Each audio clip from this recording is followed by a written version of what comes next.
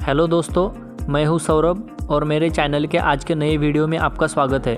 आज के वीडियो का टॉपिक है all about fluid bed processor in pharma industry. अगर आप हमारे चैनल पे नए हैं तो जल्दी से चैनल को सब्सक्राइब कर दीजिए और बेल आइकॉन को प्रेस कीजिए। फ्लूइड बेड प्रोसेसर को इन शॉर्ट में एफबीपी बुलाते हैं।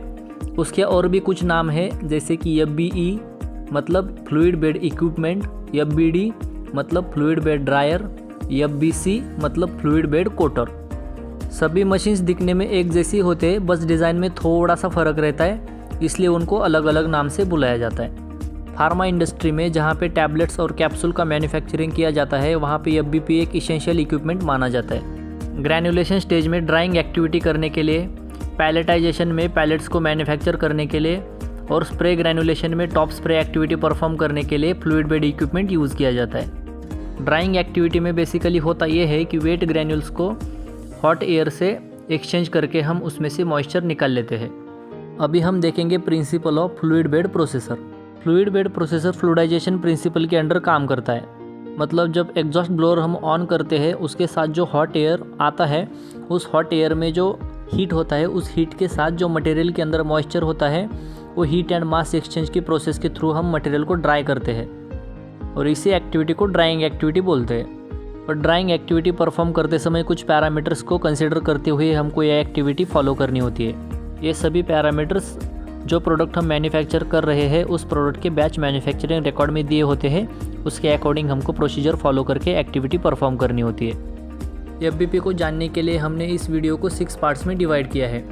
फर्स्ट पार्ट से parts of FBP, second sensors of FBP, third parameters, fourth interlocks, fifth alarm handling and sixth troubleshooting of FBP और लास्ट में हम कुछ उसके स्मॉल पार्ट्स के बारे में देखेंगे। तो चलिए फर्स्ट थिंग फर्स्ट, हम parts of fluid bed processor से शुरू करते हैं। एफबीपी का अगर हमने फ्लो डायग्राम देखा जाए तो सबसे पहले जो इनिशियल पार्ट आता है वो आता है एएचयू ऑफ फ्लूइड बेड प्रोसेसर। एएचयू का मतलब है एयर हैंडलिंग यूनिट। एफबीपी के एएचयू में एयर फिल्ट्रेशन के लिए कुछ फिल्टर्स लगे होते हैं जिनका साइज़ 0.3 माइक्रोन से लेकर 5 माइक्रोन तक वेरी होता है। उसके बाद हीटिंग के लिए एक स्टीम की कॉइल रहती है। जो एयर आता है उस एयर को चिलिंग के लिए चिलिंग कॉइल एक रहती है। एयर में ह्यूमिडिटी कंट्रोल करने के लिए एक ह्यूमिडिफायर रहता है और एक डीह्यूमिडिफायर रहता है। इन सभी कंपोनेंट्स का यूज़ करके जो हमको इनकमिंग एयर चाहिए एफबीपी में मटेरियल को ड्राई करने के लिए, उस एयर को कंट्रोल्ड कंडीशन में पूरा फिल्टर करके और उस एयर का मॉइस्चर को भी कंट्रोल करके विद इन एक्सेप्टेबल रेंज उसको आगे मटेरियल तक भेजा जाता है। एफबीपी के लाइन का सेकंड पार्ट आता है इनलेट एयर डक्ट। ये जो येलो कलर में हाईलाइट किया है वो है एफबीपी का inlet air duct. Inlet air duct का काम होता है एफबीपी के एएचयू से जो एयर निकलता है उस एयर को एफबीपी के लोअर प्लेनम तक लेके आना। इस एफबीपी के इनलेट एयर डक्ट में 4 तरह के सेंसर लगे हुए होते हैं। उसमें एक आता है इनलेट आरएच सेंसर जो हमको रिलेटिव ह्यूमिडिटी शो करता है जो हमारा इनकमिंग एयर है उसकी। सेकंड होता है ड्यू पॉइंट सेंसर जो हमारा इनलेट एयर आ रहा है उस एयर का ड्यू पॉइंट टेम्परेचर हमको शो करता है। थर्ड आता है सीएफएम सेंसर जो हमारा इनकमिंग एयर है उसका जो एयर फ्लो है वो एयर फ्लो हमको शो करता है। और फोर्थ आता है इनलेट टेम्परेचर सेंसर। वो सेंसर हमको जो इनकमिंग एयर है उस एयर का टेम्परेचर दिखाता है। इस तरह ये 4 सेंसर के साथ एफबीपी का इनलेट एयर डक्ट एफबीपी के जो एएचयू से निकला हुआ एयर है उसको लोअर प्लेनम तक लेके आने का काम करता है। एफबीपी का थर्ड पार्ट आता है inlet damper. Inlet air duct को लोअर प्लेनम से ज्वाइंट करने का काम इनलेट डैम्पर करता है। जब हमारा मशीन का ब्लोअर ऑन कंडीशन में रहता है और मशीन हमारा ऑटो प्रोसेस रनिंग में रहता है, मतलब हमारा बैच जब रनिंग में रहता है और टाइम पे इनलेट डैम्पर ओपन कंडीशन में रहता है और जैसे हम मशीन को ऑफ कर देते हैं सेम टाइम पे इनलेट डैम्पर क्लोज हो जाता है। इस तरह मशीन ऑपरेशन के साथ सिंक्रोनाइज होकर इनलेट डैम्पर इनकमिंग एयर को कंट्रोल करता है। नेक्स्ट नंबर 4 पार्ट आता है लोअर प्लेनम। लोअर प्लेनम एफबीपी के बाउल का लोअर पार्ट आता है। लोअर प्लेनम में नीचे के साइड में एक ड्रेन का प्रोविजन दिया होता है जिसकी हेल्प लेके हम एफबीपी क्लीनिंग के टाइम पे जो भी वाटर नीचे कलेक्ट हुआ है उस वाटर को डेसिग्नेटेड प्लेस में ड्रेन कर सकते हैं। लोअर प्लेनम का जो अपर एज होता है उस एज में एक गैस्केट रहता है। जो गैस्केट इन्फ्लेटेबल गैस्केट रहता है उसकी हेल्प से जब हम एफबीपी में बाउल इंसर्ट करते हैं तो वो टाइम पे उस बाउल को सील करने का काम वो गैस्केट करता है। गैस्केट सील होने की वजह से बाउल एफबीपी में इंटैक्टली सील हो जाता है और मशीन रनिंग में रहता है और टाइम पे बाउल को बाहर नहीं निकाला जा सकता है। नेक्स्ट नंबर 5 पार्ट से एफबीपी का प्रोडक्ट कंटेनर और प्रोडक्ट बाउल। प्रोडक्ट कंटेनर और प्रोडक्ट बाउल एफबीपी का वो हिस्सा है जिसमें एक्चुअल मटेरियल का ड्राइंग प्रोसेस होता है। एफबीपी के बाउल का लोअर पार्ट एक परफोरेटेड प्लेट और उसके ऊपर एक डच मेश लगा हुआ होता है। डच मेश और परफोरेटेड प्लेट इनकमिंग एयर को एक पैसेज प्रोवाइड करके देते हैं जो हमारे मटेरियल के साथ एक्सचेंज होकर मटेरियल के अंदर का मॉइस्चर रिमूव करने का काम करता है, और साथ में ही इनकमिंग एयर के एयर फ्लो की वजह से मटेरियल को फ्लूइडाइज करने का काम करता है। प्रोडक्ट बाउल को एक व्यू विंडो दिया रहता है जिसकी मदद से हम अंदर मटेरियल का फ्लूइडाइजेशन पैटर्न देख सकते हैं। बाउल के बाद एफबीपी का नंबर 6 पार्ट है रिटार्डिंग चैम्बर और एक्सपांशन चैम्बर। एक्सपांशन चैम्बर या रिटार्डिंग चैम्बर एफबीपी के बाउल का ऊपर का हिस्सा होता है। जैसे लोअर प्लेनम को अपर एज में गैस्केट होता है, in the same way retarding chamber को लोअर साइड में गैस्केट होता है जो सील होने के बाद बाउल को ऊपर की तरह से होल्ड करके रखता है। एक्सपांशन चैम्बर फ्लूइडाइजेशन एक्टिविटी के टाइम पे heat and mass exchange activity को लार्जर सरफेस एरिया प्रोवाइड करके देता है, जिसकी मदद से जो हमारा इनकमिंग एयर है उसके साथ हमारा जो मटेरियल ड्राइंग के लिए हमने एफबीपी के अंदर डाला है वो अच्छी तरह से एक्सचेंज होके प्रॉपरली ड्राई हो जाता है। एफबीपी के रिटार्डिंग चैम्बर को टॉप स्प्रे एक्टिविटी में टॉप स्प्रे गन फिक्स करने के लिए स्प्रे गन के प्रोविज़न होल होते हैं, और जब वहाँ पे गन यूज़ में नहीं रहता है वो टाइम पे वहाँ पे डमी फिक्स की रहती है। बाउल की तरह इसको भी एक व्यू विंडो होता है जिसकी मदद से हम अंदर का फ्लूइडाइजेशन पैटर्न देख सकते हैं। रिटार्डिंग चैम्बर के बाद एफबीपी का नेक्स्ट पार्ट आता है फिल्टर बैग और bonnet bag assembly. Filter bag assembly में हम प्रोडक्ट डेडिकेटर फिल्टर बैग को फिक्स करके हमारे प्रोडक्ट्स को रन करते हैं। Filter bag basically fluidised material को एग्जॉस्ट डक्ट में जाने से रोकता है, और फिल्टर बैग का जो मटेरियल ऑफ कंस्ट्रक्शन होता है वो होता है antistatic nylon fibre. Filter bag का साइज़ 3 माइक्रॉन से लेकर 10-20 माइक्रॉन्स तक होता है, जो हम नॉर्मल ड्राइंग एक्टिविटी में या फिर टॉप स्प्रे एक्टिविटी में उसको यूज़ करते हैं। और जो बॉटम स्प्रे प्रोसेस रहता है बेसिकली पैलेट कोटिंग भी बोलते हैं उसको, उसमें जो फिल्टर बैग का साइज़ रहता है वो ज़्यादा रहता है, 100 माइक्रॉन से लेके 200-400 माइक्रॉन्स तक वो साइज़ रहता है, उसको बोनेट बैग कह के बुलाते हैं। एफबीपी में सिंगल बैग भी होता है, कॉम्बो मतलब 2 बैग भी होते हैं, और बास्केट्स मतलब मल्टीपल बैग्स भी हो सकते हैं। जिस मशीन में कॉम्बो मतलब 2 बैग रहते हैं उसमें बैग शेकिंग के लिए 2 मोड रहते हैं, एक होता है सिंक्रोनाइज और एक होता है असिंक्रोनाइज। सिंक्रोनाइज मोड में दोनों फिंगर बैग एक साथ शेक होते हैं, और असिंक्रोनाइज मोड में एक फिल्टर बैग शेक होता है और बाद में दूसरा फिल्टर बैग शेक होता है। सिंक्रोनाइज मोड ड्राइंग और टॉप स्प्रे एक्टिविटी में यूज़ किया जाता है, और जो असिंक्रोनाइज मोड है वो बॉटम स्प्रे एक्टिविटी में यूज़ किया जाता है, क्योंकि जब दोनों बैग एक साथ में शेक होते हैं वो टाइम पे दोनों बैग के ऊपर जो एग्जॉस्ट फ्लैप लगे रहते हैं वो बंद हो जाते हैं, और एग्जॉस्ट फ्लैप बंद होने के कारण फ्लूइडाइजेशन एक्टिविटी रुक जाता है, जिसका रीज़न ये होता है कि पूरा मटेरियल बॉटम स्प्रे में जो गन लगा होता है उस गन के नोज़ल के ऊपर मटेरियल बैठ जाता है और नोज़ल चॉकिंग का चांसेस रहता है। लेकिन जब असिंक्रोनाइज मोड पे मशीन चल रहा है वो टाइम पे दोनों बैग अल्टरनेटिवली शेक होने की वजह से फ्लूइडाइजेशन नहीं रुकता है और कंटिन्यूस प्रोसेस चालू रहता है। इस तरह हम प्रोसेस की फिजिबिलिटी के हिसाब से बैग का शेकिंग मोड रख सकते हैं। फिल्टर बैग असेंबली के ऊपर का पार्ट आता है एग्जॉस्ट फ्लैप, और यही एग्जॉस्ट डक्ट का एंट्री पॉइंट होता है। जैसे कि हमने बैग शेकिंग एक्टिविटी में देखा, बैग के शेकिंग एक्टिविटी के हिसाब से सिंक्रोनाइज और असिंक्रोनाइज मोड में एग्जॉस्ट फ्लैप काम करते हैं। जहाँ पे सिंगल बैग है वहाँ पे सिंगल फ्लैप रहता है, और जहाँ पे 2 बैग है वहाँ पे 2 फ्लैप्स रहते हैं। नेक्स्ट पार्ट नंबर 9 है एग्जॉस्ट डक्ट। एग्जॉस्ट डक्ट एक पाइपलाइन होती है जो एग्जॉस्ट एयर को एग्जॉस्ट फ्लैप से लेके ड्राई स्क्रबर तक लेके जाने का काम करती है। एग्जॉस्ट डक्ट में 2 सेंसर लगे होते हैं, एक होता है एग्जॉस्ट टेम्परेचर सेंसर जो आउटलेट एयर का टेम्परेचर शो करता है, और दूसरे होते हैं solid flow monitor sensor. Solid flow monitor sensor का काम होता है फिंगर बैग से एस्केप होके कुछ सॉलिड पार्टिकल्स अगर एग्जॉस्ट डक्ट में पास हो रहे तो उस पार्टिकल्स को सेंस करके मशीन को ट्रिप कराने का काम ये सेंसर करते हैं। इन केस मशीन रनिंग में अगर फिंगर बैग डैमेज हो गया और मटेरियल एस्केप होके एग्जॉस्ट डक्ट से ड्राई स्क्रबर तक जाने लगा तो वहाँ पे बीच में एक सॉलिड फ्लो मॉनिटर सेंसर्स होते जो मटेरियल सेंस होने के बाद मशीन को ट्रिप करते हैं। एफबीपी के पैरामीटर स्क्रीन में इस सेंसर्स के सेंसिटिविटी का ऑप्शन होता है। जैसे ही सेंसिटिविटी का लिमिट रीच हो जाता है या फिर सेंसिटिविटी लिमिट से हाई हो जाती है वो टाइम पे ये सेंसर्स मशीन को अलार्म देके मशीन को ट्रिप करते हैं। सॉलिड फ्लो मॉनिटर सेंसर्स को ब्रोकन बैग डिटेक्टर भी बोला जाता है और सेंसिटिविटी का लिमिट परसेंटेज में होता है। नेक्स्ट नंबर 10 पार्ट है एफबीपी का ड्राई स्क्रबर, उसको ही पोलिस फिल्टर भी बोलते हैं। पोलिस फिल्टर का काम होता है फिल्टर बैग और सॉलिड फ्लो मॉनिटर से एस्केप होकर जो भी मटेरियल आगे जाएगा उस मटेरियल को ट्रैप करके यहीं पे रोक देना। इसमें कई तरह के फिल्टर लगे होते हैं जो मटेरियल को रोकने का काम करते हैं। नेक्स्ट 11 नंबर पार्ट है एफबीपी का वेट स्क्रबर। वेट स्क्रबर में वाटर स्प्रिंकलर जैसा सिस्टम होता है जिसमें से एग्जॉस्ट एयर पास होता है।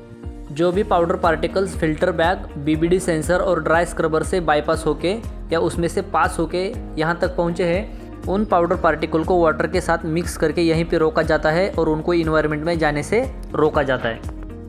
यहाँ पे एक वाटर लेवल सेंसर होता है जो स्क्रबर में वाटर का लेवल शो करता है। उस लेवलिंग सेंसर की वजह से पता चलता है कि स्क्रबर टैंक में मटेरियल को डिज़ोल्व करने के लिए या फिर मटेरियल के साथ मिक्स करने के लिए सफिशिएंट वाटर अवेलेबल है।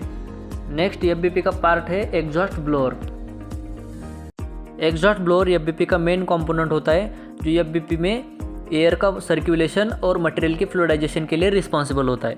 वेट स्क्रबर से जो एयर आता है उसको इन्वायरमेंट में ट्रांसफ़र करने का काम एग्जॉस्ट ब्लोअर करता है। अभी हमने देखे major parts of fluid bed processor, अब हम देखेंगे sensors of fluid bed processor. FBP के सेंसर्स में नंबर 1 है inlet temperature sensor. Inlet temperature sensor inlet air का टेम्परेचर डिटरमाइन करता है। जितना इनलेट एयर का टेम्परेचर हमको चाहिए होता है उतना सेट वैल्यू हम जब HMI में सेट करते हैं तो इनलेट एयर का उतना टेम्परेचर मेंटेन होकर इनलेट एयर डक्ट से वो अंदर आता है। वो जो टेम्परेचर का जितना वैल्यू है उतना वैल्यू HMI में हमको ये सेंसर शो करता है। नंबर 2 सेंसर है प्रोडक्ट टेम्परेचर सेंसर। इस सेंसर को प्रोडक्ट बेड टेम्परेचर सेंसर भी बोलते हैं। एफबीपी के बाउल के अंदर जो मटेरियल हमने लोड किया है उस मटेरियल का टेम्परेचर ये सेंसर शो करता है। नेक्स्ट नंबर 3 सेंसर है एफबीपी का एग्जॉस्ट टेम्परेचर सेंसर। इस सेंसर का लोकेशन एग्जॉस्ट फ्लैप के पास एग्जॉस्ट डक्ट में होता है और जो एग्जॉस्ट डक्ट में से एग्जॉस्ट एयर पास होता है उस एयर का टेम्परेचर ये सेंसर डिटरमाइन करता है। नेक्स्ट नंबर 4 सेंसर है ड्यू पॉइंट टेम्परेचर सेंसर। ये सेंसर ड्यू पॉइंट का टेम्परेचर डिटरमाइन करता है और इसका लोकेशन इनलेट एयर डक्ट में होता है। नेक्स्ट नंबर 5 सेंसर है CFM सेंसर। CFM सेंसर एफबीपी के अंदर के एयर का एयर फ्लो डिटरमाइन करता है। इस सेंसर का लोकेशन इनलेट एयर डक्ट में होता है और CFM का लॉन्ग फॉर्म है क्यूबिक फीट पर मिनट। नेक्स्ट 6 नंबर सेंसर है इनलेट RH सेंसर। ये सेंसर इनलेट एयर में रिलेटिव ह्यूमिडिटी का परसेंटेज शो करता है। इनलेट RH सेंसर भी इनलेट एयर डक्ट में ही लगा हुआ होता है। नेक्स्ट 7 नंबर सेंसर है सॉलिड फ्लो मॉनिटर सेंसर। इसी सेंसर को ब्रोकन बैग डिटेक्टर भी बोलते हैं। सॉलिड फ्लो मॉनिटर सेंसर का फंक्शन होता है फिल्टर बैग से इस्केप होकर कुछ मटेरियल के पार्टिकल्स एग्जॉस्ट डक्ट में आते हैं तो उन पार्टिकल को डिटेक्ट करके मशीन को ट्रिप होने के लिए अलार्म देना। सॉलिड फ्लो मॉनिटर सेंसर की सेंसिटिविटी HMI में परसेंटेज में सेट करनी होती है। जब भी सॉलिड फ्लो मॉनिटर सेंसर को कुछ मटेरियल सेंस होता है और उसकी सेंसिटिविटी सेट लिमिट से हाई हो जाती है और टाइम पे मशीन को अलार्म आता है और मशीन बंद हो जाता है। इस सेंसर का लोकेशन एग्जॉस्ट डक्ट में होता है। नेक्स्ट 8 नंबर सेंसर है exhaust RH sensor. Exhaust RH sensor exhaust air में रिलेटिव ह्यूमिडिटी का वैल्यू शो करता है और उसका लोकेशन भी एग्जॉस्ट डक्ट में होता है। 9 नंबर सेंसर है प्रोडक्ट बाउल प्रॉक्सिमिटी सेंसर। ये सेंसर जो साइड से बाउल बाहर आता है उसके अपोजिट साइड में रिटार्डिंग चैम्बर को फिक्स हुआ रहता है। जब हम बाउल रिटार्डिंग चैम्बर में फिक्स करते हैं वो टाइम पे बाउल का अपर सरफेस जब उस सेंसर को सेंस होता है वो टाइम पे ये सेंसर का जो लाइट है वो ग्लो होता है। ये सेंसर ये इंश्योर करता है कि बाउल उसके प्लेस में आ चुका है और हम अभी गैस्केट सील कर सकते हैं। जब तक प्रोडक्ट बाउल उस सेंसर को टच नहीं करेगा तब तक गैस्केट सील नहीं हो पाएगा। इस तरह से ये सेंसर प्रोडक्ट बाउल के सीलिंग गैस्केट को डैमेज होने से बचाता है। नेक्स्ट सेंसर आता है 10 number pressure transmitter sensor. Pressure transmitter sensor जो लोकेशन में फिक्स किया है उस लोकेशन का प्रेशर डिटरमाइन करता है। जनरली ये सेंसर पेरिस्टाल्टिक पंप में होते हैं। पेरिस्टाल्टिक पंप में रोटर से सॉल्यूशन पास होता है, उसके आगे ये सेंसर फिक्स होता है और सेम सेंसर के दूसरे एंड से एक सिलिकॉन पाइप निकल के स्प्रे गन के नोजल तक कनेक्ट रहता है। जब स्प्रेइंग एक्टिविटी प्रोसेस में रहता है और किसी कारण से अगर स्प्रे नोजल ब्लॉक हो जाता है तो वो टाइम पे सॉल्यूशन पाइप के अंदर सॉल्यूशन का प्रेशर बढ़ता है। स्प्रेइंग पैरामीटर्स में इस सेंसर का मैक्सिमम प्रेशर सेट करने का ऑप्शन रहता है। जैसे ही प्रेशर का मैक्सिमम वैल्यू रीच हो जाता है वो टाइम पे सेंसर मशीन को अलार्म देता है spray gun pressure maximum. Last में नंबर 11 सेंसर्स होते हैं differential pressure sensors. Differential pressure भी एक टाइप के प्रेशर ट्रांसमीटर सेंसर्स होते हैं जो एक लोकेशन का प्रेशर डिफरेंशियल डिटरमाइन करने के लिए पेयर्स में यूज़ किए जाते हैं। फॉर एग्जांपल एफबीपी का AHU, product container bowl, filter bag का प्रेशर डिफरेंशियल डिटरमाइन करने के लिए डिफरेंशियल प्रेशर सेंसर्स यूज़ किए जाते हैं। जनरली ये सेंसर्स पेयर्स में यूज़ किए जाते हैं। फॉर एग्जांपल अगर हमको अक्रॉस फिल्टर बैग DP देखना है तो वो टाइम पे फिल्टर बैग के लोअर साइड में एक सेंसर लगा होता है और फिल्टर बैग के अपर साइड में एक सेंसर लगा होता है। फिल्टर बैग का लोअर साइड मतलब जहाँ पे फिल्टर बैग का गैस्केट सील होता है उसके नीचे वाले हिस्से में एक सेंसर लगा होता है और उसके ऊपर वाले हिस्से में एक दूसरा सेंसर लगा होता है। जब फिल्टर बैग क्लीन कंडीशन में रहता है वो टाइम पे आने वाला एयर इजीली फिल्टर बैग से पास हो जाता है। और अगर मटेरियल में फाइंस जनरेट होने के कारण फाइंस मटेरियल फिल्टर बैग में जाके उसके पोर्स को ब्लॉक कर देता है तो वो टाइम पे एक साइड का प्रेशर बढ़ जाता है और दूसरे साइड का प्रेशर कम हो जाता है। जब ये प्रेशर डिफरेंशियल डिस्टर्ब होकर वैल्यू हाई हो जाता है वो टाइम पे मशीन अलार्म देता है कि filter bag differential pressure high. वो टाइम पे हमको समझ जाना चाहिए कि मशीन का फिल्टर बैग ब्लॉक हो चुका है और अभी उसको हमको नीचे लेके डीडस्ट करके क्लीन करना चाहिए। नेक्स्ट थर्ड पार्ट में हम देखेंगे parameters of fluid bed processor. First parameter है inlet temperature, second product temperature, third exhaust temperature, fourth air flow, fifth inlet RH, sixth pump speed, seventh spray rate, 8 bag shaking interval, 9 atomising air pressure, 10 process time, 11 blower drive speed and 12 BBD sensitivity. इसके साथ ही due point temperature और कुछ pressure के parameters भी इसमें include होते हैं। जब भी कोई प्रोडक्ट हम स्टार्ट करने जाते हैं वो टाइम पे उस प्रोडक्ट के बैच मैन्युफैक्चरिंग रिकॉर्ड में इस सभी पैरामीटर्स की रेंज और सेट पॉइंट्स की वैल्यूज़ दी होती है। सेम वैल्यूज़ हमको रेसिपी में सेट करके प्रोडक्ट को एग्जीक्यूट करना होता है। नेक्स्ट नंबर 4 हम देखेंगे interlocks of fluid bed processor. First interlock है कंटेनर नॉट इन प्लेस। इस इंटरलॉक का मीनिंग ये है कि जब हम रिटार्डिंग चैम्बर और लोअर प्लेनम के बीच में प्रोडक्ट के बाउल को इंसर्ट करते हैं वो टाइम पे अगर प्रोडक्ट बाउल ठीक से अपने जगह पे प्लेस नहीं हुआ है और हमने गैस्केट सील करने के लिए मशीन में कमांड दे दिया तो वो टाइम पे मशीन का गैस्केट सील नहीं होगा। वो टाइम पे मशीन में पॉपअप आ जाएगा कि कंटेनर नॉट इन प्लेस। इसका मतलब जब तक हम बाउल उसके प्लेस में प्रॉपरली फिक्स नहीं करेंगे तब तक बाउल का गैस्केट सील नहीं होगा। नेक्स्ट सेकंड नंबर इंटरलॉक है रिमूव प्रोडक्ट टेम्परेचर सेंसर। जब तक प्रोडक्ट कंटेनर बाउल का हम प्रोडक्ट टेम्परेचर सेंसर का प्रोब रिमूव नहीं करेंगे तब तक प्रोडक्ट कंटेनर बाउल को डिफ्लेट नहीं किया जा सकता है। क्योंकि जब हम बाउल बाहर लेते हैं वो टाइम पे रिटार्डिंग चैम्बर से बाउल हम ज़्यादा दूर ले जाते हैं, उस टाइम पे इनलेट टेम्परेचर सेंसर के वायर को ब्रेक होने से बचाने के लिए एयर इंटरलॉक दिया गया है। नेक्स्ट थर्ड इंटरलॉक है कनेक्ट प्रोडक्ट टेम्परेचर सेंसर। जब तक मशीन को प्रोडक्ट टेम्परेचर सेंसर का कनेक्शन नहीं दिया जाएगा तब तक मशीन को स्टार्ट नहीं किया जा सकता है। नेक्स्ट इंटरलॉक है filter bag not in place. Filter bag fixing होने के बाद जब हम उसको अप लेके उसके पोजीशन में फिक्स करने की कोशिश करके उसको सील करने के लिए ट्राई करते हैं, अगर फिल्टर बैग अपने प्लेस में नहीं है तो उसको सील नहीं किया जा सकता। जब फिल्टर बैग अपने पोजीशन में प्रॉपरली फिक्स हो जाएगा उसके बाद ही फिल्टर बैग का गैस्केट सील होगा। नेक्स्ट इंटरलॉक है अर्थ फॉल्ट। अर्थ फॉल्ट का मतलब है मशीन के किसी भी अर्थिंग कनेक्शन डिस्कनेक्टेड है तो वो टाइम पे मशीन स्टार्ट नहीं होगा। नेक्स्ट इंटरलॉक है रिमूव प्रोडक्ट कंटेनर बाउल। ये इंटरलॉक तब मशीन दिखाता है जब हम बाउल को बिना बाहर निकाले फिल्टर बैग को अप डाउन करने की कोशिश करते हैं।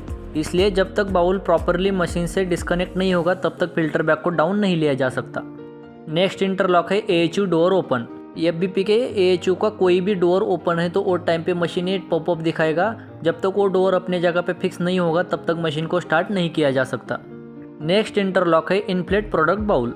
जिस बाउल में हमने मटेरियल लोड किया है उस बाउल को प्रॉपरली अपने जगह पे फिक्स करने के बाद जब तक उसको हम सील नहीं करेंगे तब तक मशीन को स्टार्ट नहीं किया जा सकता। जब हम बाउल को बिना इन्फ्लेट किए मशीन को स्टार्ट करने की कोशिश करेंगे तब मशीन हमको ये पॉपअप दिखाएगा। नेक्स्ट इंटरलॉक है डिफ्लेट फिल्टर बैग। जब हम फिल्टर बैग को डिफ्लेट किए बिना डाउन लेने की कोशिश करेंगे वो टाइम पे मशीन ये पॉपअप दिखाएगा। इस इंटरलॉक का मतलब ये है कि फिल्टर बैग का गैस्केट सील है। जब तक गैस्केट अनसील नहीं होगा या डिफ्लेट नहीं होगा तब तक बैग डाउन नहीं लिया जा सकता। इसलिए फिल्टर बैग को डाउन लेने से पहले हमको उसे डिफ्लेट करना होगा। नेक्स्ट इंटरलॉक है बैग लॉक्ड। FBP के फिल्टर बैग को उसके पोजीशन में जाने के बाद लॉकिंग का ऑप्शन रहता है। जब हम उस लॉक को अनलॉक किए बिना बैग को डाउन लेने की कोशिश करते हैं वो टाइम पे मशीन ये अलार्म दिखाता है कि बैग लॉक्ड। इसका मतलब अगर हमको बैग को डाउन लेना है तो पहले उसे अनलॉक करना होगा, बाद में ही बैग डाउन आ जाएगा। और लास्ट इंटरलॉक है बैग नॉट लॉक्ड। जैसे बैग डाउन लेने से पहले उसको अनलॉक करना ज़रूरी होता है उसी तरह बैग को सील करने से पहले उसको लॉक करना ज़रूरी होता है। जब हम बैग को लॉक किए बिना उसे सील करने की कोशिश करते हैं वो टाइम पे मशीन हमको ये अलार्म दिखाता है कि बैग नॉट लॉक्ड। वो टाइम पे हमें समझ जाना चाहिए कि बैग लॉक नहीं हुआ है, पहले उसे लॉक करना चाहिए, उसके बाद ही बैग सील होगा, मतलब बैग का गैस्केट सील होगा। नेक्स्ट हम देखेंगे alarms of fluid bed processor. First alarm है इनलेट टेम्परेचर हाई। ये अलार्म तब आता है जब इनलेट टेम्परेचर मैक्सिमम लिमिट से ज़्यादा हो जाता है। सेकंड है inlet temperature low. Inlet temperature का एक्चुअल वैल्यू लोअर लिमिट से कम हो जाने के बाद ये अलार्म आता है। थर्ड है product temperature high.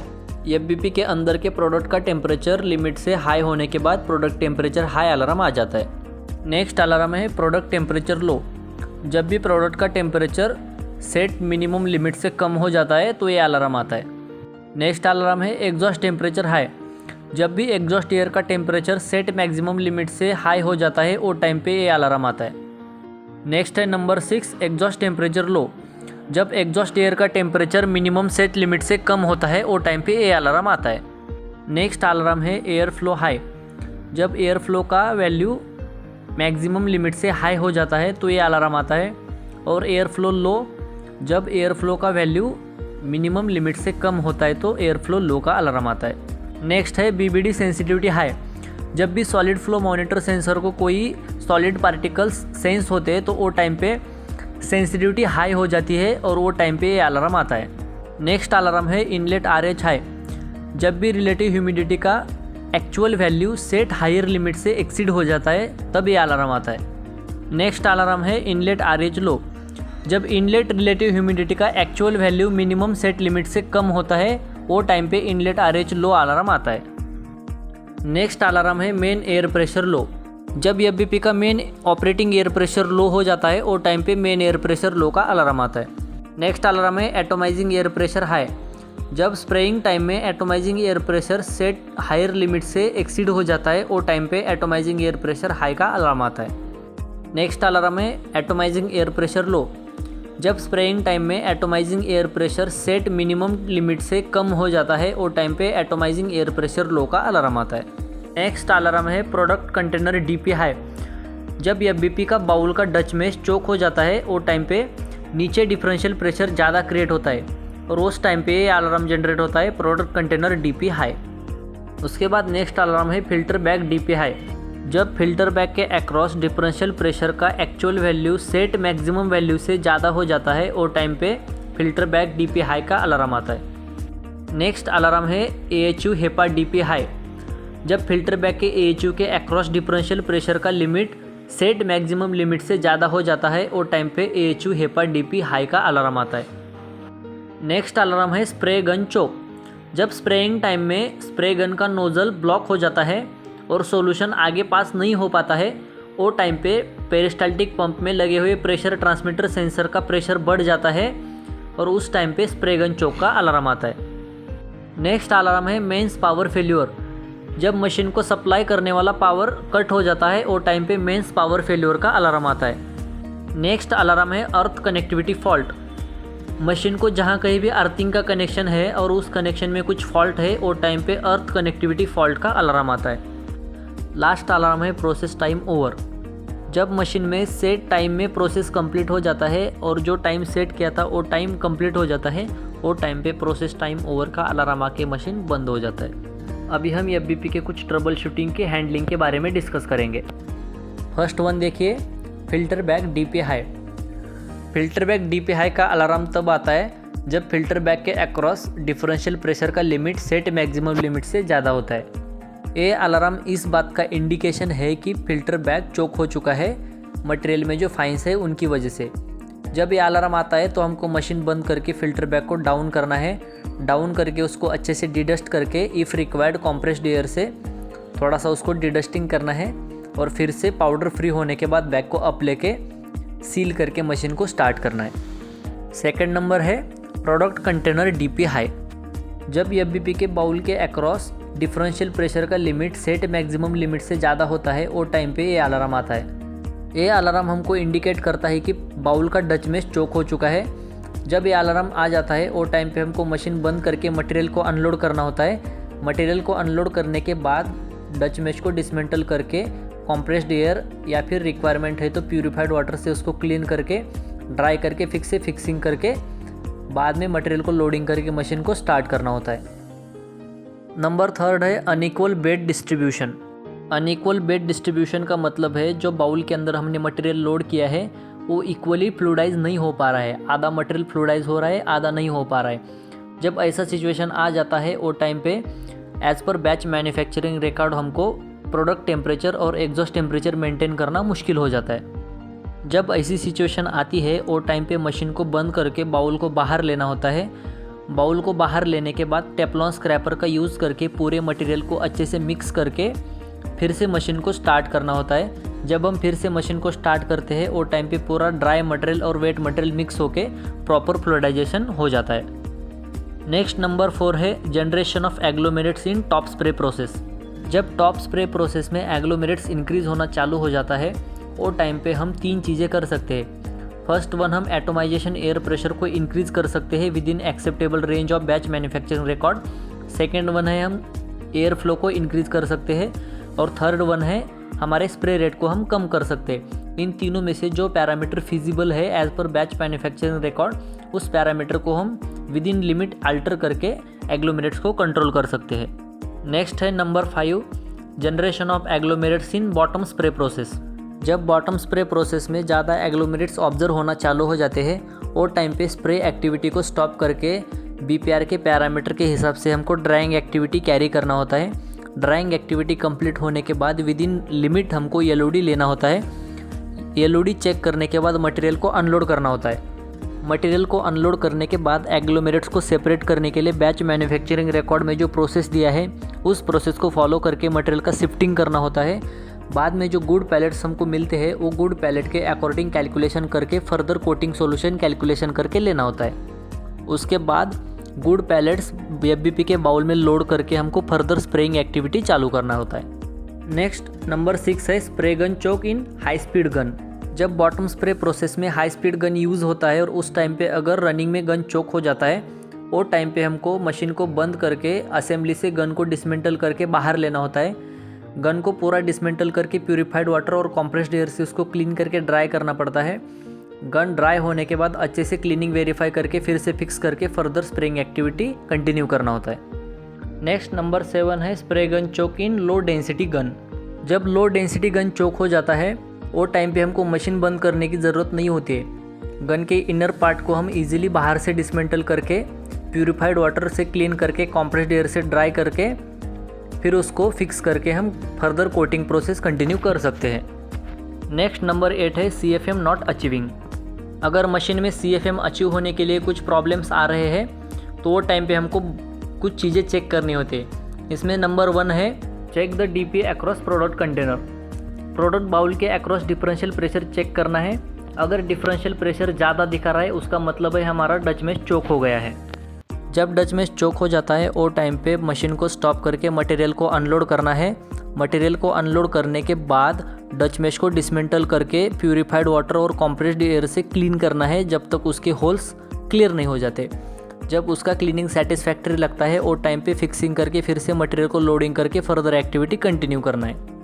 Second check point है check the DPA across filter bag. अगर डच मेश से नहीं हो रहा है तो नेक्स्ट चेक पॉइंट है हमारा फिल्टर बैग के अक्रॉस डिफरेंशियल प्रेशर चेक करना है। अगर यहाँ पर भी डिफरेंशियल प्रेशर हाई दिखा रहा है वो टाइम पे मशीन को स्टॉप करके फिल्टर बैग को डाउन लेना है, अच्छे से डिडस्ट करके फिर से उसको फिक्सिंग करके मशीन को स्टार्ट करके चेक करना है। थर्ड चेक पॉइंट है इनलेट डैम्पर का ओपनिंग चेक करना है, प्रॉपर ओपन है नहीं है। नेक्स्ट चेक पॉइंट है एग्जॉस्ट फ्लैप का ओपनिंग चेक करना है, वो भी प्रॉपर ओपन है नहीं है। अगर ये सभी चेक पॉइंट चेक करने के बाद भी CFM अचीव नहीं हो रहा है वो टाइम पे इंजीनियरिंग डिपार्टमेंट को वर्क ऑर्डर और मेंटेनेंस नोटिफिकेशन के थ्रू इंटीमेट करके फर्दर एक्शन लेना है। नेक्स्ट नंबर 9 है जनरेशन ऑफ फाइंस ड्यूरिंग प्रोसेस। अगर स्प्रे प्रोसेस चल रहा है और उस टाइम पे फाइंस जनरेट हो रहे तो हम 3 चेंजेस कर सकते हैं। नंबर 1 है एटोमाइजिंग एयर प्रेशर को हम रिड्यूस कर सकते हैं। नंबर 2 एयर फ्लो को हम कम कर सकते हैं। और नंबर 3 स्प्रे रेट को हम चेंजेस कर सकते हैं, मतलब स्प्रे रेट इंक्रीज कर सकते हैं। ये तीनों चेंजेस हमको BPR के एक्सेप्टेबल रेंज में ही करने हैं। इस तरह से हम फाइंस को कंट्रोल कर सकते हैं। नेक्स्ट नंबर 10 है sudden power failure during spray process. अगर power failure top spray process में हो गया है वो टाइम पे हम पावर रिज्म होने के बाद डायरेक्टली मशीन को स्टार्ट करके स्प्रेइंग एक्टिविटी कंटिन्यू कर सकते हैं। लेकिन अगर power failure bottom spray process के टाइम हो गया है वो टाइम पे सडनली फ्लूइडाइजेशन एक्टिविटी बंद होने की वजह से मटेरियल स्प्रे गन की नोज़ल के ऊपर एक्यूमुलेट हो सकता है। उस टाइम में प्रोडक्ट बाउल को बाहर निकाल के नोज़ल के ऊपर एक्यूमुलेट हो गए मटेरियल को बाहर निकाल के गन को इफ़ रिक्वायर क्लीन करके फिक्स करना है और पावर रिज्यूम होने के बाद फर्दर स्प्रेइंग एक्टिविटी कंटिन्यू करना है। नेक्स्ट 11 नंबर है इनलेट टेम्परेचर नॉट अचीविंग। अगर इनलेट टेम्परेचर अचीव नहीं हो रहा है और टाइम पे स्टीम को ड्रेन करना है, उसके बाद स्टीम के कॉइल में जो कंडेंसेट है उसको ड्रेन करना है, वो भी नहीं हो रहा है तो CFM को थोड़ा सा इंक्रीज़ करके देखना है। अगर ये तीनों चेक पॉइंट चेक करने के बाद इनलेट टेम्परेचर फिर भी मेंटेन नहीं हो रहा है, वो टाइम पे मेंटेनेंस नोटिफिकेशन और वर्क ऑर्डर के थ्रू मेंटेनेंस डिपार्टमेंट को इन्फॉर्म करके फर्दर एक्शन लेना है। और लास्ट है number 12, maintain bed through out the coating process. Bottom spray process में जैसे प्रोसेस आगे बढ़ता है उस टाइम पे हमको स्प्रे रेट भी बढ़ाते जाना होता है। जैसे स्प्रे रेट बढ़ता है हमको बेड टेम्परेचर सेम लिमिट में मेंटेन करके रखना होता है। उस टाइम पे हमको इनलेट टेम्परेचर को एडजस्ट करके बेड टेम्परेचर को गिवन एक्सेप्टेंस रेंज में मेंटेन करके रखना है। अभी वीडियो के लास्ट में हम FBP की कुछ स्मॉल एक्सेसरीज़ के बारे में डिस्कस करेंगे। नंबर 1 है sampling port. Sampling port product bowl को फिक्स रहता है और प्रोडक्ट का सैंपल निकलने के लिए इसका यूज़ किया जाता है। सैंपल कलेक्ट करने के लिए उसको एक छोटा सा बॉटल भी रहता है। नेक्स्ट नंबर 2 है व्यू विंडो। FBP के अंदर प्रोसेस के टाइम ऑब्जर्व करने के लिए व्यू ग्लास दिया होता है और वो ग्लास जिस जगह पे फिक्स होता है उसको व्यू विंडो कहते हैं। चेंबर के अंदर मटेरियल का फ्लूइडाइजेशन का पैटर्न को चेक करने के लिए हम व्यू विंडो का यूज़ करते हैं। नेक्स्ट है carbine hooks.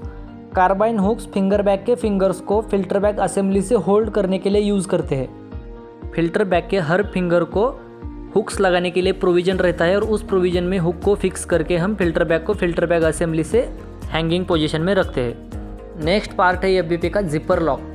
Filter bag assembly को बॉटम साइड में जो गैस्केट का रिंग रहता है उस रिंग के ऊपर फिल्टर बैग का लोअर सरफेस को फिक्स करने के लिए जिपर लॉक का यूज़ किया जाता है। नेक्स्ट पार्ट है इन्फ्लेटेबल गैस्केट्स। FBP के बाउल को और फिल्टर बैग असेंबली को सील करने के लिए इन्फ्लेटेबल गैस्केट्स का यूज़ किया जाता है। सील करने के बाद इन गैस्केट में एयर फिल होता है और वो FBP के बाउल को और फिल्टर बैग असेंबली को डेसिग्नेटेड प्लेस में होल्ड करके रखने का काम करते हैं। नेक्स्ट पार्ट्स में आता है ट्राइक्लोर क्लैंप्स। FBP के डिफरेंट पार्ट्स को उनके डेसिग्नेटेड लोकेशन में फिक्स करके रखने के लिए इस क्लैंप का यूज़ किया जाता है। FBP के पार्ट्स के साइज़ के हिसाब से इस क्लैंप का साइज़ भी कम ज़्यादा होता है। इस क्लैंप का यूज़ करके जब हम कोई पार्ट फिक्स करते हैं, क्लीनिंग के टाइम हम उस पार्ट को ईजिली रिमूव करके क्लीन कर सकते हैं। नेक्स्ट पार्ट है material charging port. Material charging port को एक वॉल होता है, उस वॉल को HMI से ऑपरेट किया जा सकता है। जब मटेरियल को मशीन के अंदर लोड करना होता है वो टाइम पे इस मटेरियल चार्जिंग पोर्ट का यूज़ किया जाता है। Generally material charging port FBP के रिटार्डिंग चैम्बर को फिक्स होता है। नेक्स्ट पार्ट है FBP का मटेरियल डिस्चार्ज पोर्ट। FBP के बाउल के अंदर से मटेरियल को अनलोड करने के लिए मटेरियल डिस्चार्ज पोर्ट का यूज़ किया जाता है। इस डिस्चार्ज पोर्ट को होस पाइप कनेक्ट करके PTS से सक्शन के थ्रू मटेरियल को अनलोड किया जाता है। FBP का नेक्स्ट पार्ट है silicon pipe. Silicon pipe spraying process में यूज़ किया जाता है। सिलिकॉन पाइप का काम होता है बाइंडर सॉल्यूशन टैंक से सॉल्यूशन को FBP के स्प्रे गन तक लेके जाना। मशीन और प्रोडक्ट की रिक्वायरमेंट के हिसाब से सिलिकॉन पाइप भी डिफरेंट डायमीटर्स में अवेलेबल होता है। नेक्स्ट पार्ट है FBP का परफोरेटेड प्लेट। जनरली ड्राइंग और टॉप स्प्रे प्रोसेस में परफोरेटेड प्लेट बाउल को डच मेश के लोअर साइड में फिक्स किया होता है। परफोरेटेड प्लेट डच मेश को मैकेनिकल सपोर्ट प्रोवाइड करने का काम करता है। नेक्स्ट पार्ट है FBP का एयर डिस्ट्रीब्यूशन प्लेट। इसको शॉर्ट में ADP प्लेट भी बोला जाता है। जनरली ADP प्लेट्स कॉम्बिनेशन में यूज़ किए जाते हैं।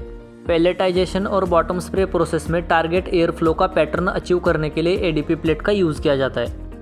नेक्स्ट पार्ट है FBP का रूस्टर कॉलम।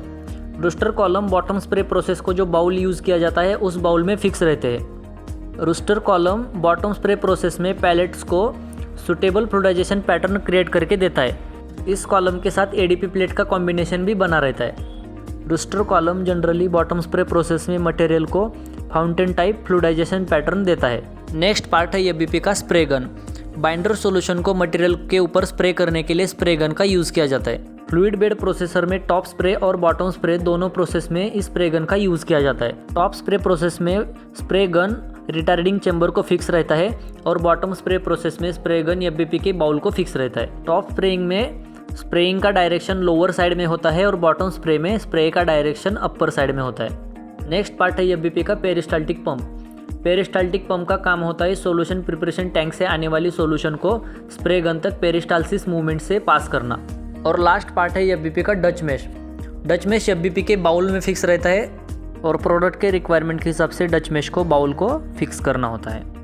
तो दोस्तों ये थी एफबीपी के बारे में पूरी डिटेल्ड इन्फॉर्मेशन जो जनरली एक ऑपरेटर को पता होनी चाहिए।